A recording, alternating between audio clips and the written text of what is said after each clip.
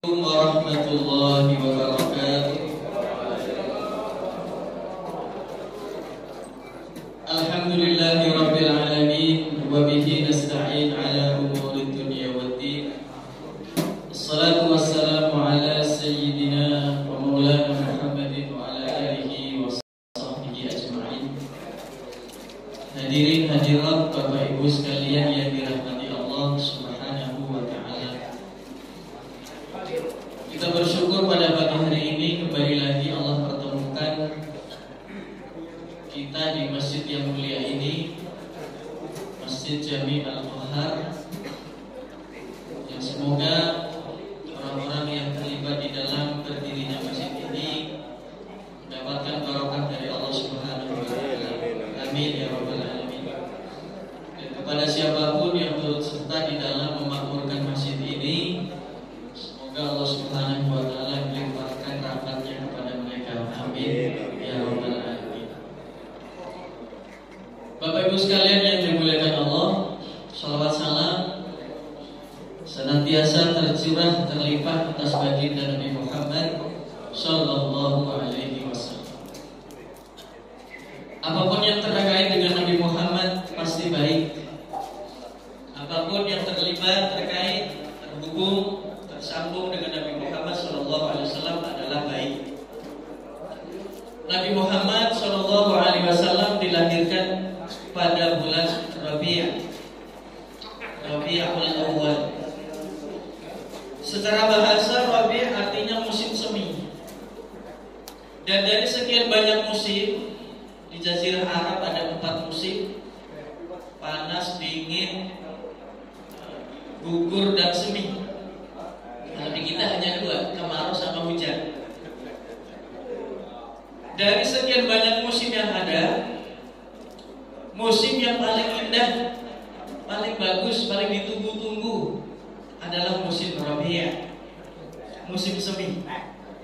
Kita pun begitu, Pak. Kalau melihat ada bunga-bunga mulai bermekaran, kayak lagu itu indah, Pak. Dan Nabi Muhammad SAW lahir di musim yang paling indah, Rabi'ul Awal, musim semi yang pertama. Yang kedua, Nabi Muhammad lahir di sebuah tempat yang bernama Makkah, atau Al-Quran kadang menyebutnya dengan Bakkah. Apa itu Makkah?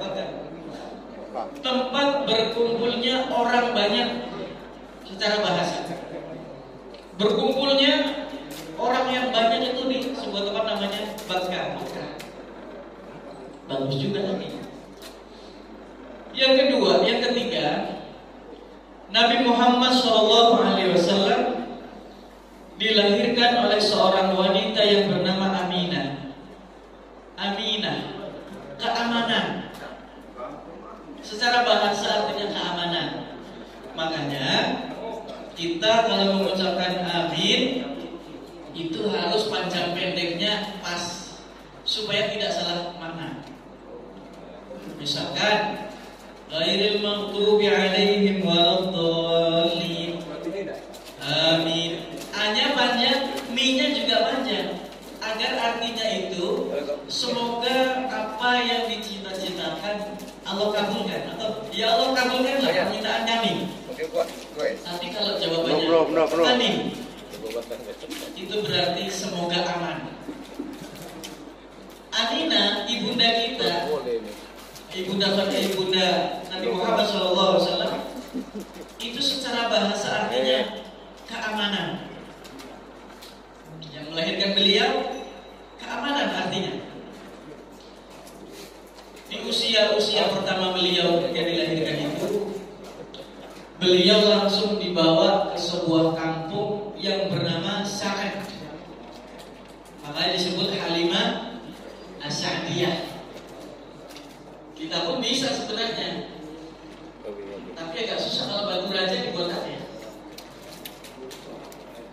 Didi Ikhwanuddin Al-Batu Rajawiyah, agak susah ya. Kalau perempuan ada tak marbutuhnya di belakang, tak marbutohnya di belakang. misalkan Halimah As-Sa'diyah. Tetapi kalau orang itu laki-laki, bukan As-Sa'diyah lagi, Muhammad As-Sa'di, nggak ada tak marbutoh di belakang. Apa makna Sa'ad? As-Sa'adah, kebahagiaan. Wah, enak semua itu, positif semua, baik semua, indah semua yang terkait dengan Nabi Muhammad SAW. Yang menyusui beliau Halimah. Apa Al-Halimah? Al-Halimah adalah kelembutan. Semuanya bagus, wajib. Makkah, Aminah, Halimah, Rabiul Awal, Sa'ad. Yang terkait dengan Nabi Muhammad SAW itu indah. Nah, hari ini pun demikian. Hari ini kita sedang berada di bulan Rabiul Awal.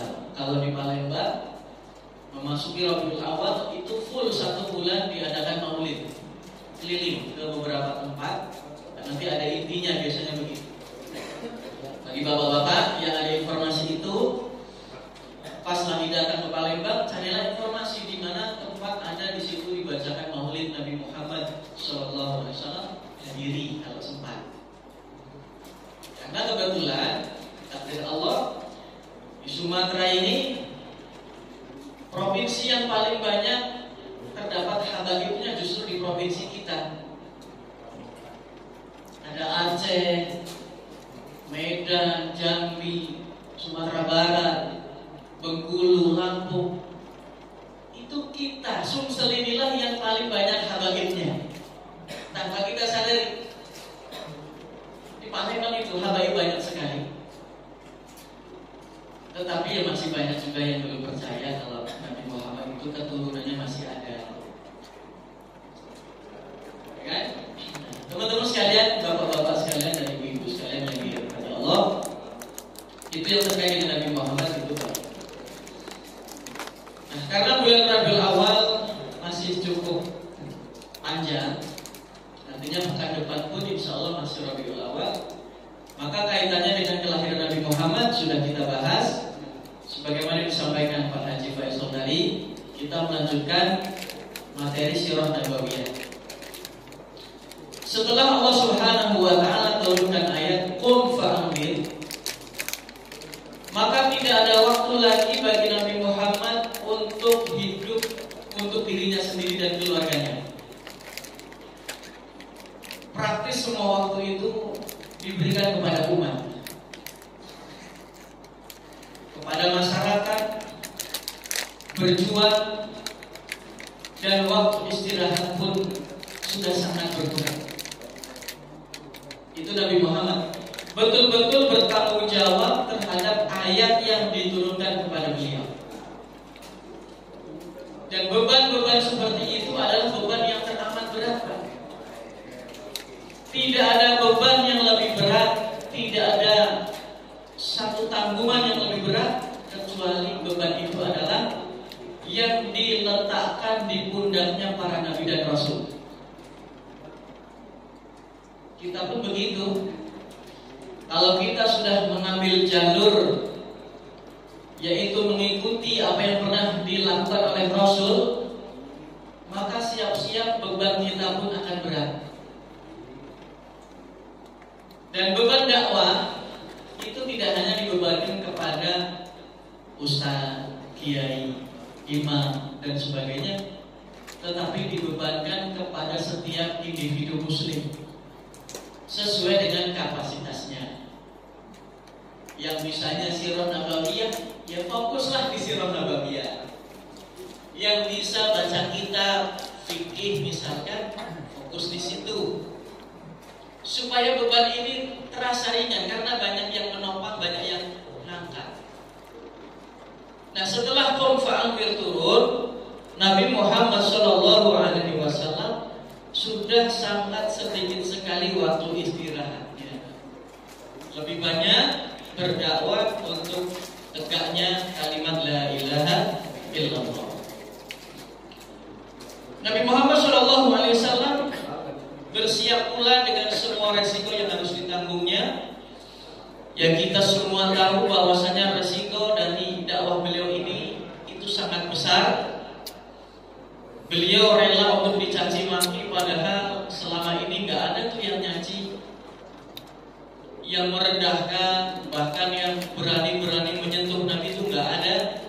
Tetapi begitu berdakwah, itu yang membuli banyak sekali, yang mencaci maki banyak, bahkan yang ingin membunuhnya pun banyak. Percobaan pembunuhan terhadap Nabi Muhammad SAW terjadi tidak hanya 1 kali atau 2 kali saja, tetapi terjadi berkali-kali sejak Nabi sudah mengumumkan bahwa la ilaha illallah harus menyebar ke atas muka bumi ini. Dicaci maki, beliau tidak marah, tidak balas. Hartanya habis Bapak Ibu sekalian untuk agama, beliau tidak menyesal. Harta saya habis untuk dakwah, untuk kasih orang miskin. Itu nggak ada menyesal-menyesalnya beliau. Sehingga Allah Subhanahu wa Ta'ala melihat nabinya ini luar biasa di dalam mempertanggungjawabkan apa yang sudah diberikan kepadanya. Maka di hari-hari terakhir beliau, Allah Subhanahu wa Ta'ala menawarkan balasan. Allah ingin membalas apa yang sudah diperjuangkan oleh Nabi Muhammad di atas muka bumi ini, tetapi Nabi Muhammad menolaknya. Dan dalam sebuah hadis, seluruh para rasul sebelum mereka dicabut nyawanya pasti akan ditawari 2 pilihan. Apakah mau lanjut dicabut nyawanya sekarang, atau mau ditunda? Sampai kapan? Sampai si Rasul ini menghadap Allah, ya Allah saya sudah bosan, saya dicabut nyawanya sekarang. Seluruh Rasul.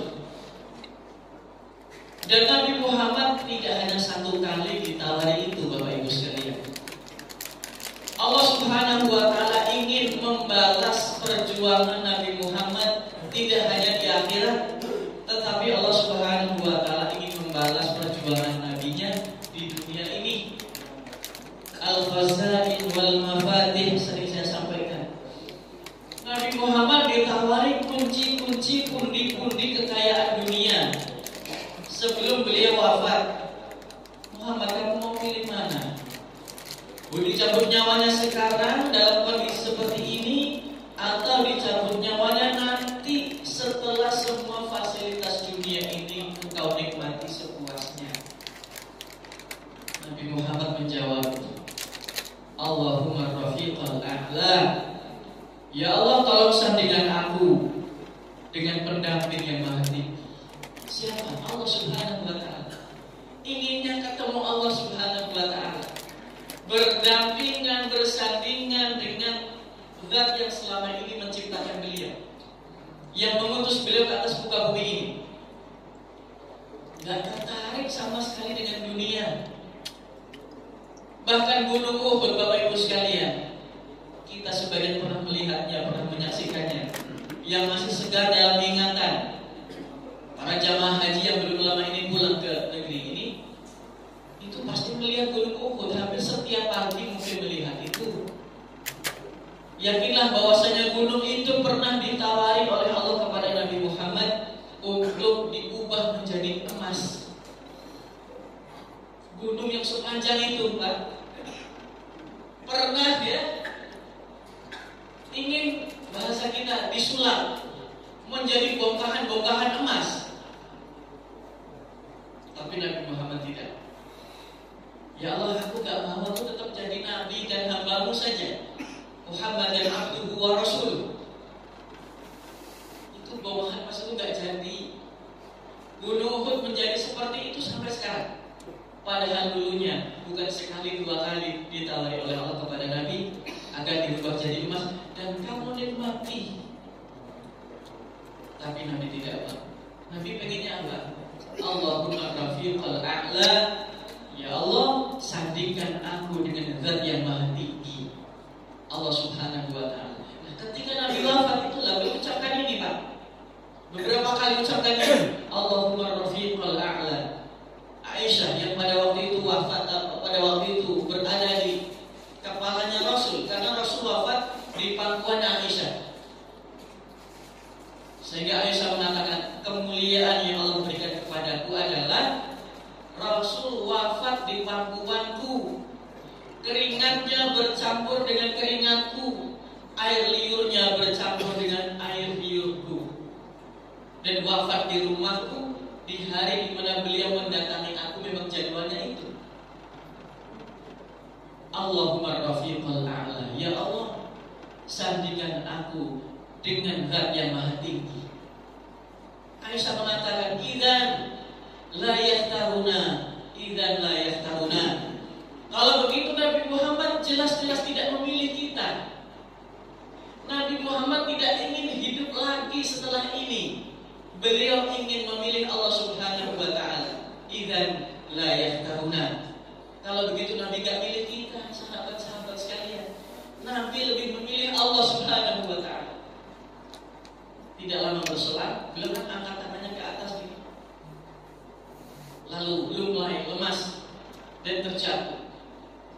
Disitulah hari terakhir beliau, waktu duha menjelang zuhur 12 Rabiul Awal, sama persis dengan hari lahirnya.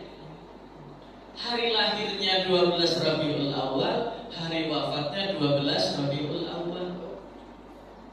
Dan kalau kita lihat Bapak Ibu sekalian, antara usia beliau sebelum menjadi nabi dan usia beliau ketika menjadi nabi sampai wafat, itu lebih lama usia beliau sebelum jadi nabi. 0 sampai 40 itu kan belum jadi nabi. 40 sampai 63 itu jadi nabi. Usia beliau ternyata lebih lama sebelum jadi nabi daripada setelah jadi nabi. Ini menurut ulama, namanya ulama itu Pak, yang kecil-kecil saja dibahas ya Pak Haji ya. Kayaknya kita juga ngikut. Mereka menyimpulkan, rupanya usia persiapan untuk Nabi Muhammad SAW lebih lama daripada masa tugas. Akhirnya kita jadi mikir, ada mungkin di sini yang atlet atau atlet kelas RT jadilah. Kalau mau lomba-lomba, turnamen kan cuma berapa menit, tapi latihannya bertahun-tahun, ya kan? Ada turnamen nih 17-an, itu latihannya sudah lama sekali. Begitu hari hanya pelaksanaannya paling 15 menit selesai. Itulah Pak, usia persiapan jauh lebih lama daripada masa tugas. Nabi Muhammad demikian, 0 sampai 1 sampai 2 di perkampungan Bani Sa'ad itu sudah dihitung masa persiapan. Terus sampai usia 40.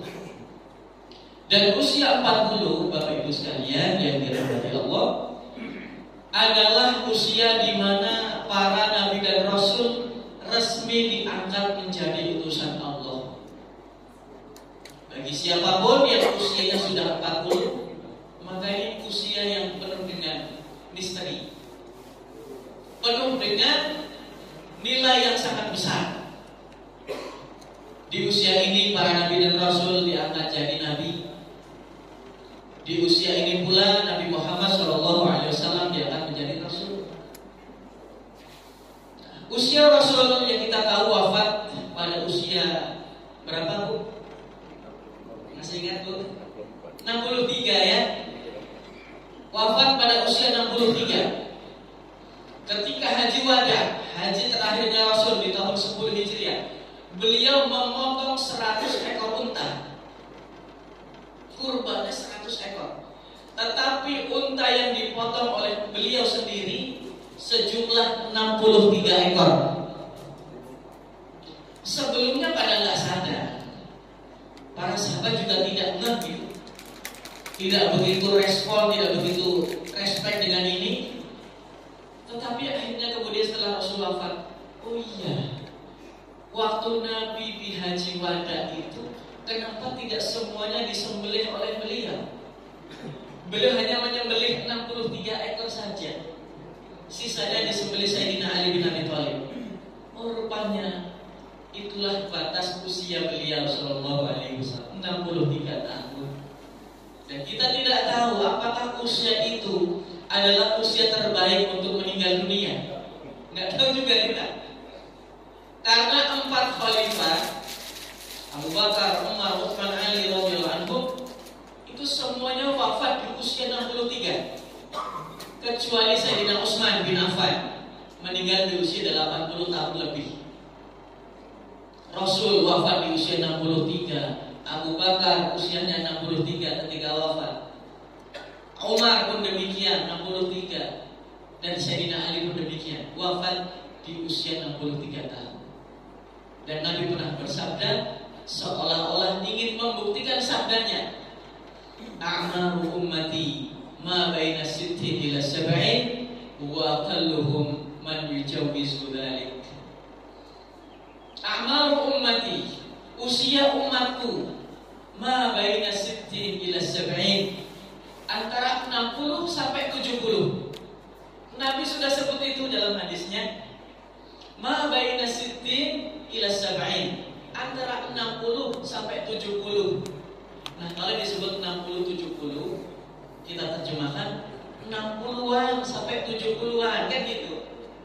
Artinya kalau 60 itu tidak harus pas 60, tetapi sampai 69 itu masuknya 60. Maka kadang kita tertipu dengan promo-promo ya kan, 70-an, ternyata 79. Masih harus ngeluarin duit 9 lagi nih. Itu artinya masih kepalanya tuh 60. Wasaba'in, dan sampai 70, artinya 70-an.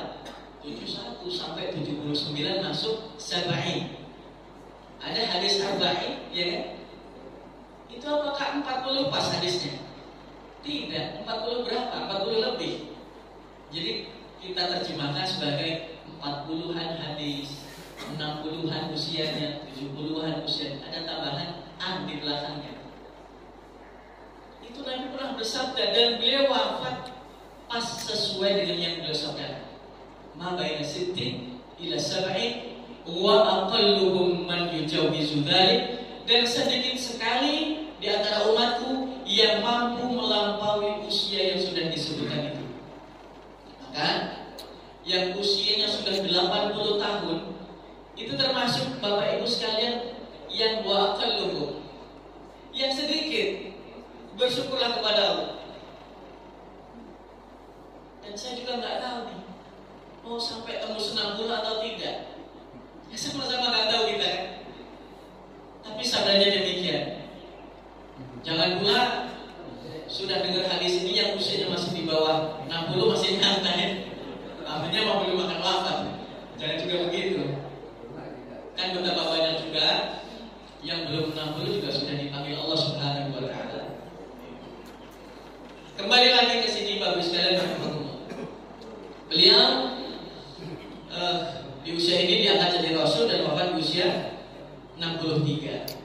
Kita ingin sampaikan pula tentang pembagian wahyu. Dalam kitab ini Ar-Rahiqul Maktum disebut ada 8 pembagian wahyu. Wahyu yang pertama disebut sebagai ru'yah shadiqah, mimpi yang benar. Dan ini pernah dialami Nabi Shallallahu Alaihi Wasallam bahkan sebelum Jibril datang. 6 bulan sebelum Rasul diangkat, sebelum Rasul mendapatkan pelukan hangat dari Jibril di Gua Hira itu sudah 6 bulan sebelumnya sudah mimpi. Dan mimpi beliau itu selalu terbukti pada hari berikutnya. Mimpi ini hari berikutnya betul-betul terjadi. Itu namanya wahyu juga. Ru'yah shadiqah, mimpi yang benar. Kalau mimpinya kita jangan dianggap wahyu ya Pak. Mimpinya kita tuh kadang karena kepikiran aja. Sebelum tidur mikirin air susah. Di dalam tidur lagi mimpi nguras bak. Ini lagi susah air kan di alkohol.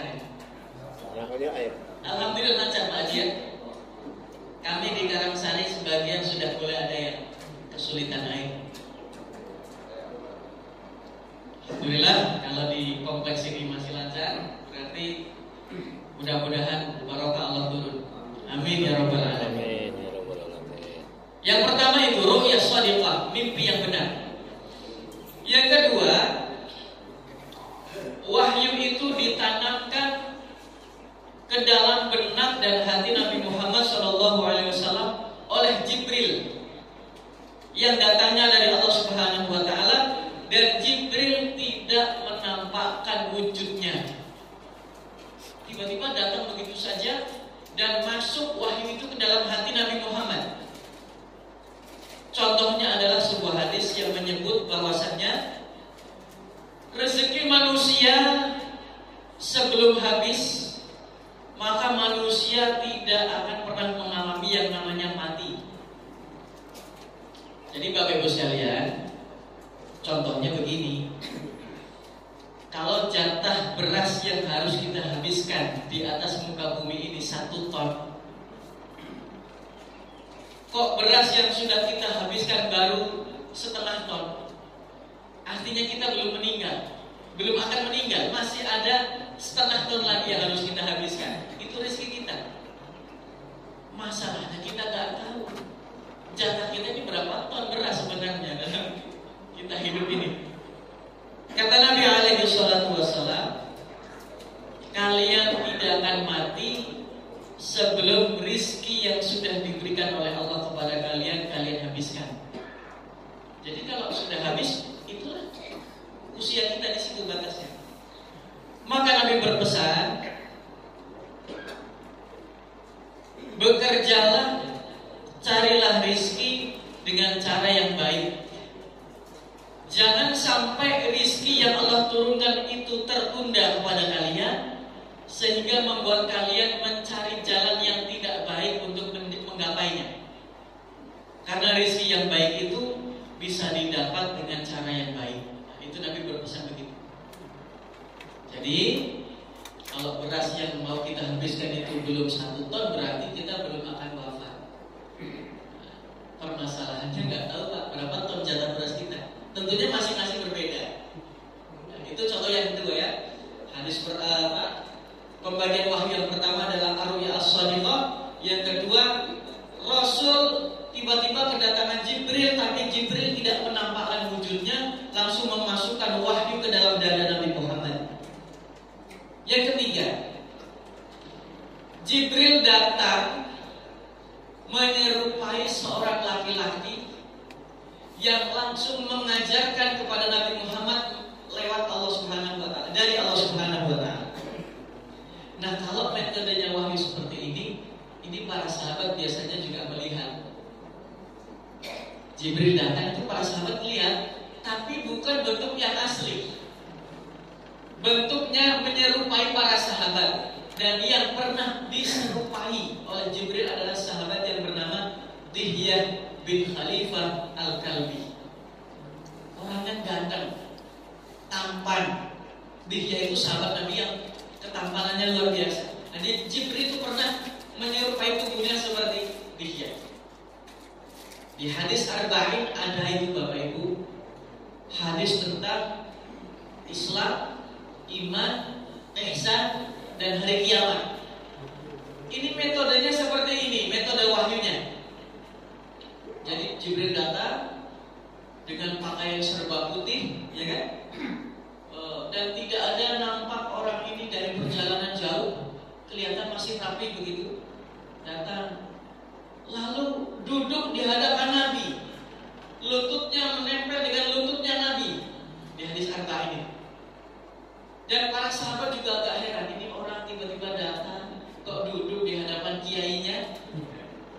Misalkan kita lagi ngaji, di sini ada kiai Endang atau siapa, ada orang nggak kita kenal Pak, tahu-tahu duduk di sini, lututnya nempel sama kiainya. Ini kan pada heran orang-orang. Nabi gak heran.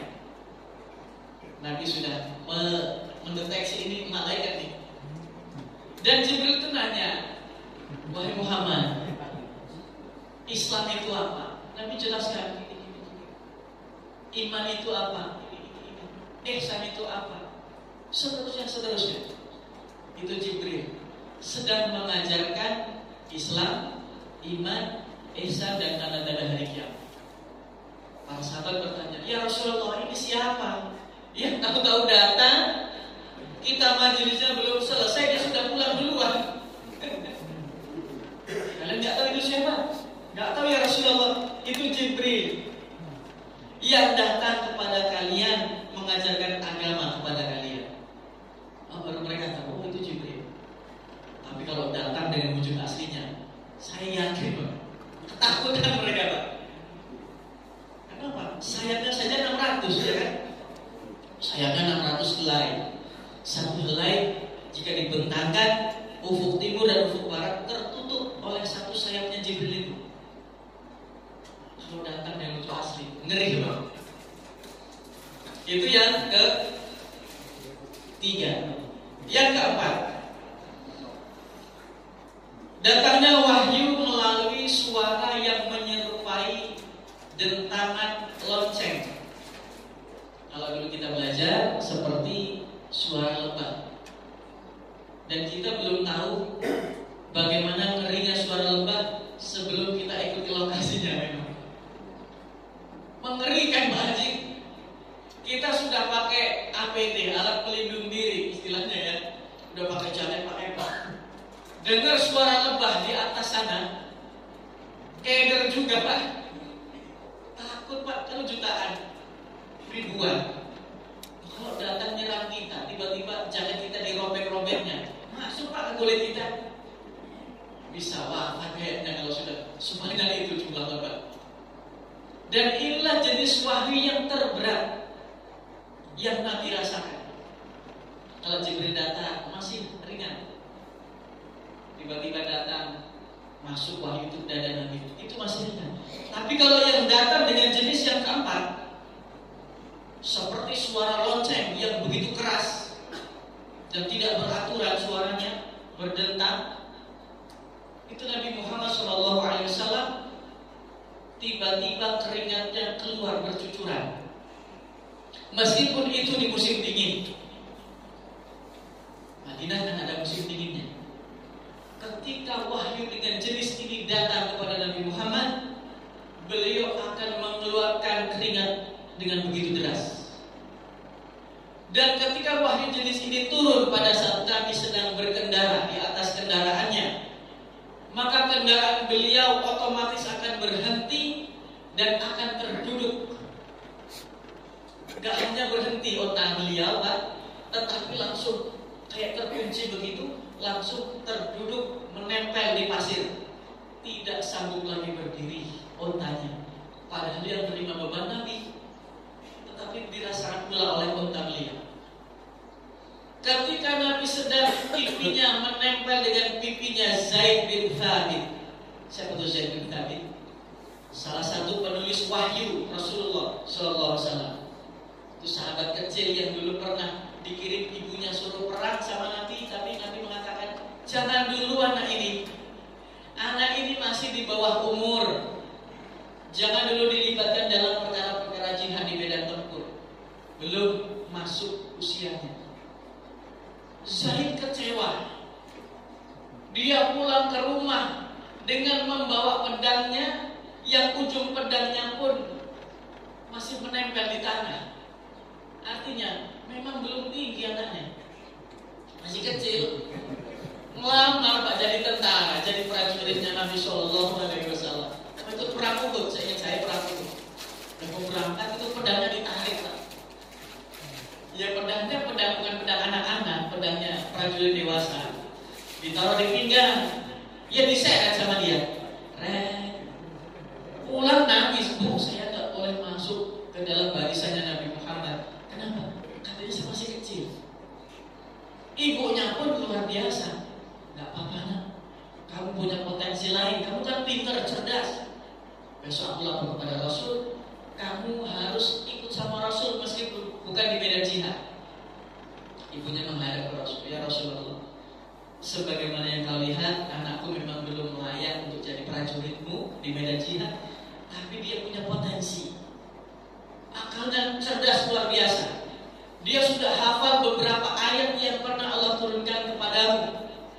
Dites Pak sama Nabi bacaannya itu. Nabi langsung mengatakan, ini anak layak aku angkat jadi asisten pribadi saya. Anak kecil Pak, sudah jadi penerjemah. Ada utusan dari luar negeri datang ke Madinah. Yang menerjemahkan siapa? Zaid bin Thabit radhiyallahu anhu. Penulis wahyu. Wahai sahabatku, tulislah firman ini, tulislah kalam ini. Zaid yang nulis salah satunya. Nah, Zaid bin Thabit itu dulu Pak pernah ketika pipinya Nabi bersentuhan dengan pipinya Zaid, Allah turunkan wahyu dengan jenis yang ini. Itu kata Zaid, sampai pipi saya ini kayak mau remuk. Saking beratnya pipi Nabi menimpa pipiku. Wahyu yang paling berat itu. Maka pipiku ini seperti mau remuk karena pipinya Nabi tiba-tiba menjadi sangat berat, menempel. Ini Nabi Pak kalau datang wahyu ini beliau subhanallah, nampak kepayahan beliau. Orang-orang pun akan menundukkan pandangannya. Karena yang namanya wahyu itu datang, ya tidak melihat situasi juga. Karena memang ya lagi kajian atau lagi bermajelis lagi apa, turunkan wahyu itu, turun wahyu itu. Sahabat itu Bu nggak tega. Kalau Nabi misalkan sedang ceramah, tiba-tiba wahyu jenis ini turun, mereka otomatis akan menundukkan wajah mereka.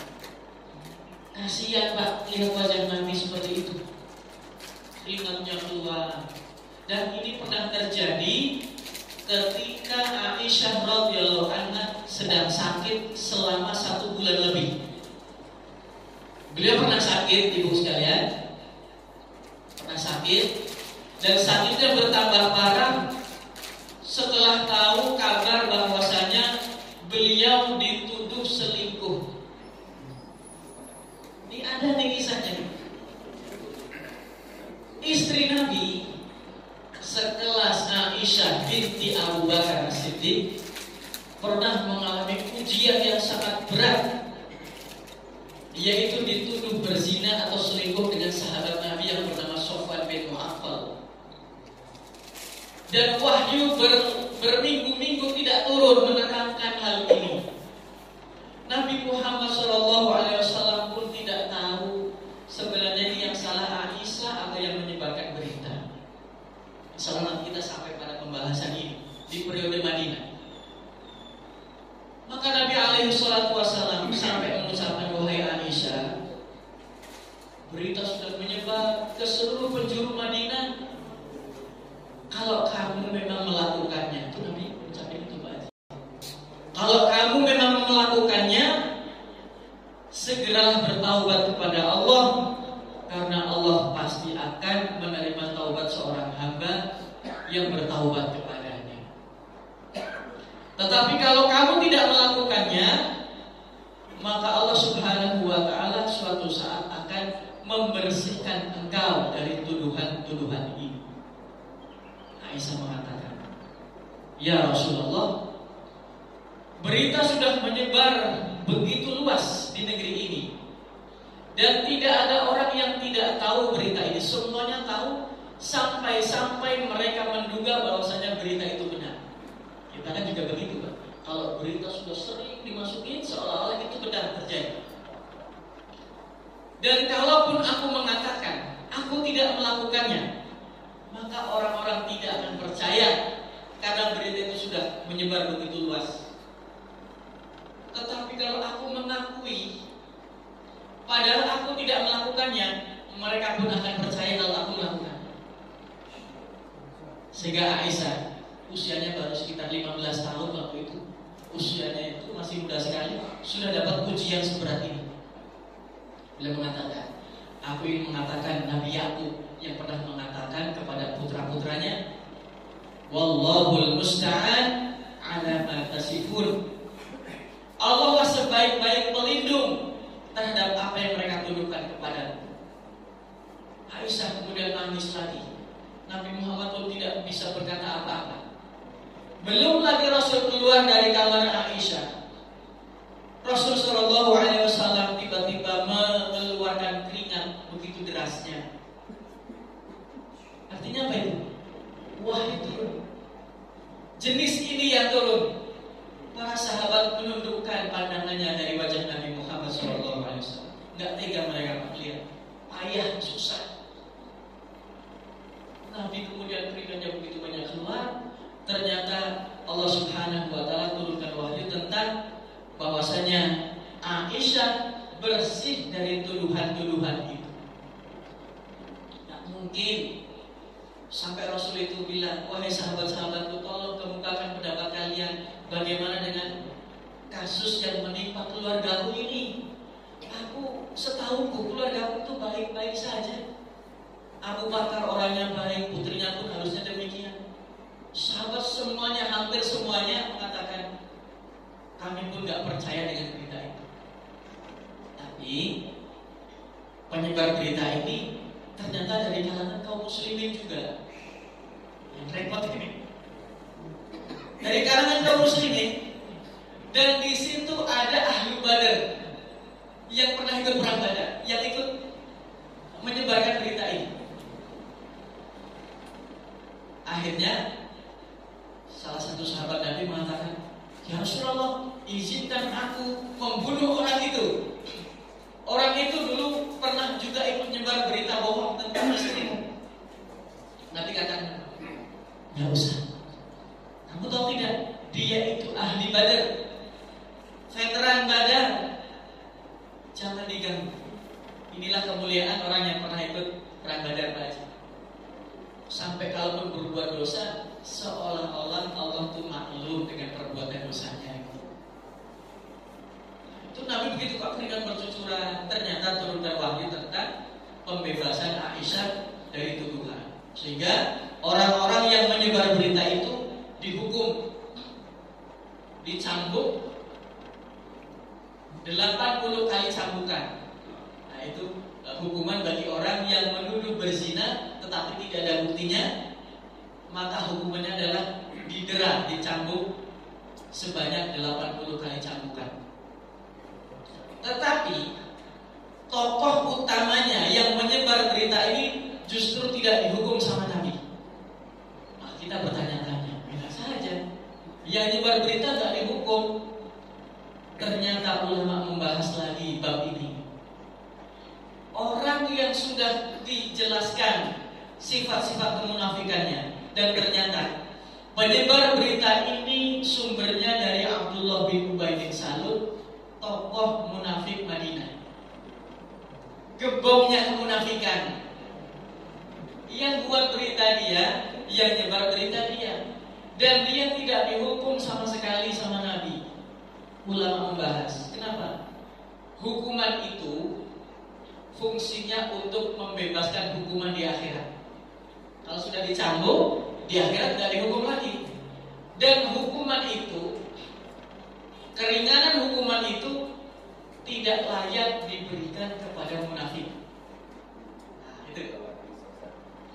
Biar Allah hukum lebih berat lagi di sana, maksudnya begitu. Jadi nggak usah diringankan hukumannya di dunia, tidak layak, Pak. Orang yang menyebarkan berita itu mendapatkan keringanan hukuman, sehingga ketika di dunia nggak usah dicambuk, sekali saja nggak usah. Jadi ringan dia nanti. Jadi yang lain dipukul 80 kali cambukan, si pembuat berita nggak dihukum apa-apa sama Nabi. Supaya apa? Supaya mendapatkan hukuman yang lebih berat lagi nanti di akhirat. Nah, itu wahyu yang keempat, berat. Yang kelima, malaikat menampakkan wujud aslinya, dan ini terjadi 2 kali. Ketika dulu surat Al-Mudaththir 1-5 turun, itu wujud aslinya. Yang kedua, seingat saya ketika beliau sedang Mi'raj, Isra Mi'raj, itu wujud aslinya ditampakkan oleh Jibril. Yang keempat, yang ke-6, Allah sendiri yang mewahyukan kepada Nabi Muhammad tanpa perantara. Ini terjadi waktu peristiwa Isra Mi'raj. Perintah sholat, perintah sholat itu Bapak Ibu sekalian tanpa melalui Jibril alaihissalam, dan langsung Allah sendiri yang menyampaikannya kepada Nabi Muhammad Shallallahu Alaihi Wasallam, menandakan bahwa perkara sholat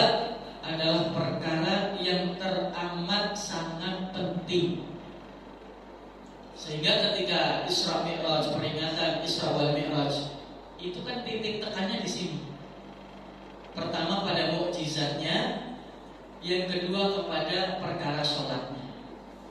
Maka perkara sholat merupakan perkara penting, dibuktikan dengan Allah Subhanahu wa Ta'ala tidak melalui perantaraan malaikat Jibril, tetapi langsung Pak, dari Allah langsung ke Nabi Muhammad Sallallahu Alaihi Wasallam.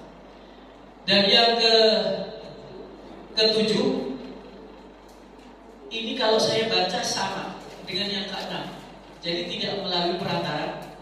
Nah, yang kedelapan, karena yang kedelapan menurut penulis sendiri itu ada khilaf antara ulama, maka tidak perlu saya bacakan. Tapi disampaikan nggak apa-apa ya. Kata penulisnya, jenis wahyu yang ke-8 yang terakhir ini terjadi perdebatan yang cukup alot, cukup sengit di antara para ulama. Yaitu Allah berfirman kepada beliau langsung tanpa pemisah. Artinya kifahan, tanpa hijab, tanpa menutup, langsung berhadapan. Sehingga metode seperti ini ulama berbeda pendapat. Karena kan kalau orang masih hidup mana bisa melihat Allah Subhanahu wa Ta'ala seperti begitu. Tetapi sebagian lain, namanya peraturan yang buat Allah, ya terserah Allah mau dibuat begini bisa, dibuat begitu bisa. Nggak harus kalau mau ketemu Allah harus wafat dulu, nggak harus begitu. Buktinya Nabi Muhammad belum wafat sudah bisa berjumpa Allah Subhanahu wa Ta'ala. Nah, kalau kita baru kalau mau ketemu Allah wafat dulu baru bisa berjumpa Allah. Dan harapan kita Bapak Ibu sekalian rahimakumullah, perjumpaan kita dengan Allah adalah perjumpaan yang membuat kita bahagia, yang membuat Allah ridho. Amin ya rabbal alamin. Demikianlah yang bisa disampaikan. Semoga bermanfaat untuk kita semua. Pekan depan kita lanjut kembali insyaallah mengaji dan kawan-kawan. Subhanakallahumma wa bihamdika asyhadu an la ilaha illa anta astaghfiruka wa atubu ilaik.